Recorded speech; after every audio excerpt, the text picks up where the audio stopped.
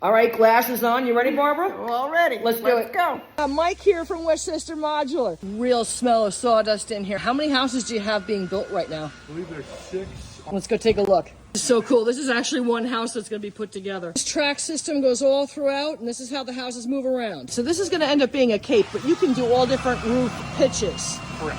Well, so here's the vanity, and then the piece that's going to come in is going to have the toilet. What's on the other side of this? What's going to be... So this kitchen flows into the living room. How much demand do you have for two-family homes? Increasing. What's the smallest size ADU you have?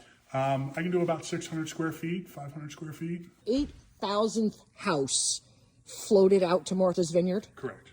The land first, or do you pick out the house first? The customer typically buys the land and I'll design the house with them. What's that designating? We know that this house is going to be traveling to Massachusetts. Construction criteria for the wind for that specific area. Global warming and different things that are going on, generally speaking. A FEMA report came out after Sandy, and they said the 2 types of structure that held up the best were concrete and modular homes. Well, that's interesting. Doing this off-site. So I need to make sure that everything is level, secure, square, coming out of this factory. So when I set it on the foundation, everything is rock solid. I can physically build the roof before the walls are built because I already have the plan for it, and that station is just taking their scope of work.